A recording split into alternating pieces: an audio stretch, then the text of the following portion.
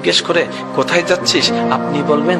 আমার আল্লাহর দরবারে হাজিরা দিতে যাচ্ছি, নামাজ পড়তে যাচ্ছি, অনেক বলেছেন, মসজিদে যাচ্ছি, অনেক বলেছেন, আজকে থেকে একটু প্রেমের কথা শুরু করেন, আমার আল্লাহর দরবারে বান্দা হিসেবে একটু হাজিরা দিতে যাচ্ছি, বান্দা হিসেবে একটু হাজিরা দিতে চাচ্ছি। তখন কেউ যদি আপনাকে বলে নামাজ পড়ে জান্নাত পাওয়ার জন্য, নামাজ পড়ে জাহান্নাম থেকে বাঁচার জন্য, আপনি উত্তর দিবেন না রে না,